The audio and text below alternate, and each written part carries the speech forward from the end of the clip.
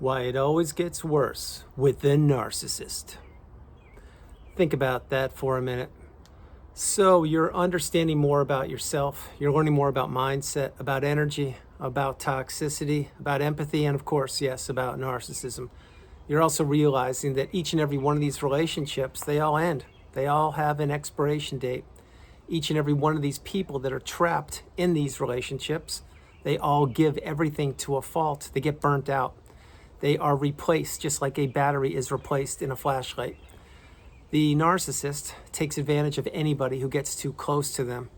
And this is why each and every time the narcissist finds a person to target, as soon as they get their dirty fangs sunken into said person, they immediately look for their replacement. Now, the different types of people that the narcissist targets, remember, some of these people are long-term, some are short-term, some are workplace relationships, some are the barista in the coffee shop, some are their own kids or their own stepkids or their parents or their siblings, etc. But any way you look at it, each and every one of these relationships, they all fall apart. They all crumble down. They are all built on quicksand. They are all nothing but a Ponzi scheme.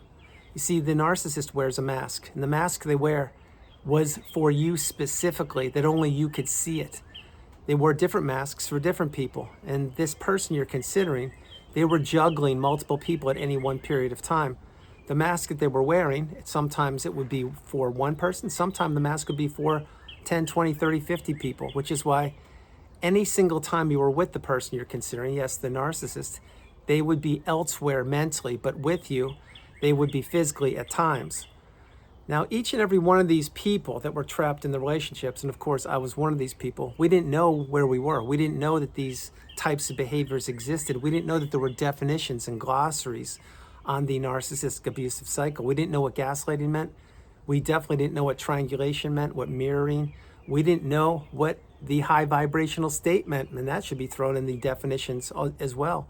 But now we're learning. And once we learn what another human being is capable of, and I'm referring to dark energy, now we realize that we need to get as far away from said person or people as fast as we possibly can. And this is why in all the videos I create and have created for all the years, 5+, and I will create these for another 56 years. Yes, I will. I suggest strongly to go no contact, to block that person, delete them, remove them, and all flying monkeys and people associated with them. If not now, when? If you've done it, you realize that it has benefited you. It has helped you out immensely. If you haven't, you need to ask yourself that one question. What are you waiting for? If you've identified that said person tried their best to destroy you, they manipulated you, they stole your time, your energy, your money, your health, your purpose, the trajectory of your life and more, and you're still communicating with them, or you're still leaving avenues of communication open to them, you need to really question yourself, why are you doing it? Now again, side note, pro tip, I do understand that each and every one of us are on the healing path. We are all headed in the same direction, simply taking different footsteps. So you may not be able to remove yourself from said person right now. If that's the case, example, maybe you have kids, you're waiting till they graduate, or you're waiting till the divorce is processed, or the assets are divided, whatever it was. If that's the case, you need to get ready to, if you haven't already, to create, develop, and prepare to execute your exit plan. Any way you cut it, things always fall apart with these people. Any way you cut it, the person you're considering, they're loyal to nobody, and they do damage to people, which I'll jump in and talk about right now. There are a lot of people out there, and I was one of them, without even knowing what narcissism is, who believed that they could patch up an irreparable relationship, which means this. They believed that they were strong enough to help out said person, to guide them, to show them what love is, to show them what empathy is, to show them what being a good human being could do. You gave everything and more to said person, just like I did. But when you don't know what you know, what you're learning, which is that person was just using you up as a fuel source, as a battery, as an indentured servant, on and on and on. And it didn't matter what you did. When you realize that, then you have to pull back. Then you have to actually ask yourself a question. Would it ever be enough? Could it ever be enough? And the answer to those questions are no and no. And I could jump on that and talk about it for another 15 hours ad nauseum. All it needs is a little bit of water. But what I'm trying to share with you is it didn't matter what you did. That relationship was going to end when it ended. You could not have done more. You could not have given more. That person you're considering, they were trying their best to destroy you, to break the relationship, to blame you. and to have you stuck and trapped without giving you clarity, without giving you closure, without being honest, without being transparent, without being forthright. And this is what they do. So once they find a supply source and they latch onto that person or glom onto them or sink their dirty fangs into said person, then they begin to extract slowly from the person. And once that person doesn't have the fuel or the energy or the money or the time or the resources or the connections or the communication to give the toxic person, then the toxic person has upwards of 1, 2, 3, 10, 15, 20 replacements that they can throw in that person's place just like that. Now, is it that easy? No. Is it that efficient? No. But I will tell you this, once this person you're thinking about or considering, once they know they have you where they want you, they pull back and they begin to really pepper you with abuse. And this is what happens. That's why these relationships are cycles. That's why they go around in a loop.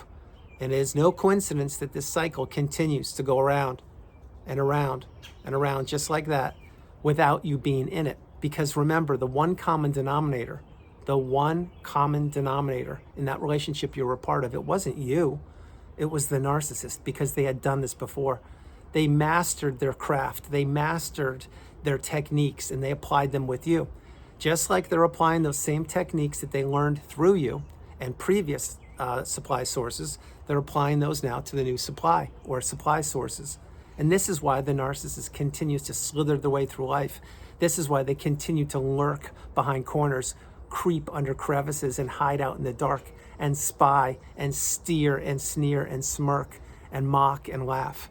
The reason they do that is because they're hollow, they're shallow, there's nothing to them. These people are cowards, they're bullies, and they know that their days are numbered. They know that they have fewer and fewer places to slither off to. They also know, from the minute they met you, and up until including right now if they're still breathing, they also know that what they did was wrong. They also know that what they did was deceitful, deceptive, destructive. They also know that they're being controlled by the underworld. They also know that they won't change. They can't change. They don't want to change. And they also know that they will blame anybody, and I mean anybody who gets too close to them. And the people that get too close to them usually not only are the targets, but they're the people who suffer the most wrath from their poor behavior. Now, on and on and on, I could talk about the poor behavior of these people. You're learning more about them. You're learning about what they're capable of, what they've done, what they are doing. But the common thread for this part of the video is for you to understand it wasn't your fault. There's not one more thing you could have done. Imagine, if you will, and I created this video years ago, picture a canoe on a lake. There are two people in the canoe. There are two oars. The lake is really crystal clear. The waters are calm, and the two people are in the canoe. This is essentially a metaphor for the relationship you were a part of. You both got in the canoe and you started paddling towards the other end of the lake. Okay, well, you're in the back doing most of the work. The toxic person is in the front, letting you do most of the work. And all of a sudden, what happens? You get maybe 20 meters, 20 yards off the shore, and then all of a sudden the waves begin coming in, a little bit of ripples in the waves, or ripples on the glass water. Well, you go out another 100 yards, and now the water's getting a little choppy, and you're looking up in the distance, and the distance isn't clear any longer. The distance, it's a thunderstorm, it's raining, there's lightning striking, it's getting dark and nasty. But now you're in the boat or the canoe with said person who turns out to be toxic, and of course, you're doing all the oaring or the rowing, you're paddling, and the person in front, the narcissist, is doing nothing but telling you to keep going, keep going, keep going. Now, this metaphor I'm sharing, this example, is what they're doing, was what they did with you. They led you and directed you, and I'll finish the metaphor in a moment, to a place that you did not even know existed. As you keep paddling in that canoe, and of course the narcissist isn't lifting a finger to help you, but they're directing, they're pointing, they've got the megaphone out saying, oar, row, more. They're doing like that, but you're thinking, oh yeah, they love me, they're committed, and they want me to continue to paddle till we're gonna get to the other shore. It's gonna be great, it's gonna be kumbaya, this person loves me, they care about me. Well, not so fast. You keep on paddling in the canoe, and now the waves are really topsy-turvy. This person, the narcissist, is doing nothing but looking back at you and seeing how hard you're paddling. You're getting burnt out, you're sweating, your energy's running low, but you're getting closer to the other end of the lake. And now these waves are almost capsizing the canoe. And what's the narcissist doing? They're sitting back there saying, how much more can this person tolerate? How much more can they take? They keep on rowing and oaring, and I keep on telling them, and they keep on doing it. But the narcissist, remember, they're not lifting a finger. They're just directing you, steering you, because they're using your energy. Finally, the canoe gets beached on the other end of the lake. And what happens? You, because you were paddling in the canoe, you look up. There's no narcissist. There's no one there. And you're like, what happened? Where's, I don't get it. What's going on? But you're beat tired. You're extremely exhausted. The thunder, the lightning are crashing down on you. The waves are rippling. There's no one else there, just you. You turn around and you look, and you can't see sunshine. You can't see the other end of the lake. All you see is pitch blackness, lightning striking, thunder, rain crashing. You can only see visibility for a couple feet. What do? You look for shelter. You find your way someplace, and let's say under a couple trees, or maybe there's a structure there, and you look around and you're like, oh my gosh, I'm out. But where's this person I loved? And again, you don't know what narcissism is. And you realize they're nowhere to be found. The storm keeps crashing. The waves keep crashing. The storm keeps rumbling. The thunder and everything is going on all around you. And you realize after a little bit of time, you can't find that person, and you don't have the energy to look for them. Finally, you fall asleep because you're so tired. You're burnt out. You wake up, and yes, the sun is up. Well, maybe not as bright, but the waves have calmed down a little bit, and let's say there's a little bit of rain, and maybe the sun isn't out quite yet. You look around, the person's nowhere to be found. Now you realize that the canoe's gone, the oars are gone. You've been beached, you've been stranded, you've been shipwrecked and abandoned on this island of abuse, of toxicity, and you don't know how to get off of it. You walk the whole perimeter, the purview of the island. You thought it was connected to the other part of the land where you took off in the canoe to get to this part, but no, it's an island. And you don't know anything other than you're surrounded by toxicity. There is nobody there to help you. There's no phone, there's no cell phone service, there's nothing. And now this is when the journey begins. You see, what you were doing is you were in a canoe paddling for two. The person you were dropping off, what you weren't dropping them off, they were dropping you off. And the place they dropped you off is a place that I call destructionsville. That is called a place you don't want to be. See, the narcissist was directing you. They were misleading you, and they were steering you, using your energy to have you take them where they were going to drop you off. That's what's known as the discard. I gave you an illustration of how these people do what they do, and that's why you need to understand that these relationships all fall apart. Because when you have two people, as the illustration or the example and metaphor described, in a canoe, and one person's paddling, the other person's doing nothing but burning the other person out, that is not sustainable. The canoe will capsize, or the person will get burnt out, which was you. And that's why each and every one of these relationships end up in destructionsville. And each and every one of these relationships end up in a place that is foreign to you. And each and every one of these relationships end up with a place where one person has to heal and the other person has already groomed a new source of supply. You see, what happened is when you beached the canoe, you didn't realize what was going on. But what the person you're considering knew was there was another canoe on the other end of that island ready to take them to the next leg of their life. Yes, this is how the narcissistic abusive cycle continues to go around and around and around in a loop. That's why when you got jettisoned, discarded, when you removed it yourself from the relationship or whatever happened, you need to close the chapter of the book on said person, batten down the hatches, get off that island of abuse, heal properly, have a small footprint, and understand that you should be fortunate and grateful that you're out and away from said person, because that person will continue to do exactly the illustration I just shared with you as a metaphor exampled or showed the example, because this is what happens. These people, all they do is want to hitch a free ride on someone else's dime, someone else's life, someone else's energy, someone else's money, someone else's access. And once they get whatever they want from that one person, they will discard them, wash, rinse, repeat. This is exactly how the cycle goes around, and this is why it didn't matter what you did. It was going to end anyway. It didn't matter what you did. You can't fix the narcissist. It didn't matter what you did. The narcissist was long gone by the time you figured it out. And that's why these people are grifters, they're shapeshifters, they're dark energy, they're toxic, they're manipulators, and they know exactly what they're doing. So everyone, that's the video. I hope you liked it. I loved doing it from the beautiful Carolinas. This is Andrew. Namaste. Have a great afternoon, evening, or morning, no matter where you are on the planet. You are not alone. I love you all, and I'll talk with you tomorrow. Couple quick things. One, remember something.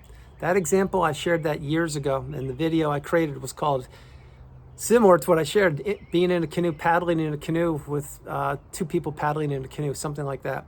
It was the same kind of example I just shared, but I just freshened it up for this video. Next thing I want to share with you is If you are where you want to be, stay there. Stay in that high vibrational state. You earned it. You worked very hard to get there. If you are not where you want to be, that means there's work to be done. You need to continue to stay in that cocoon of boundaries. You need to continue to focus on yourself. You need to continue to cut the 4 ties, the emotional, the financial, the physical, and of course, the spiritual tie from said person. And you need to understand that these people don't change. They never will change. All they want to do is blame everyone else. They want people to pacify them, to do things for them. And then what do they want to do? They want to take the best and dump the toxicity into said person. Because these relationships that you were a part of and you never will be a part of again, they are transactional. And the narcissist took the best of you and they dumped all their toxicity into you, which is why you need to take the message and take it very seriously. This is your life. It's not a documentary. I love you all from the beautiful Carolinas. I'll talk to you tomorrow. Understand one thing, you are stronger than you know. No matter where you are in the journey, remember that you are stronger than you know. I love you all and I'll talk to you tomorrow. Bye, everybody. Bye.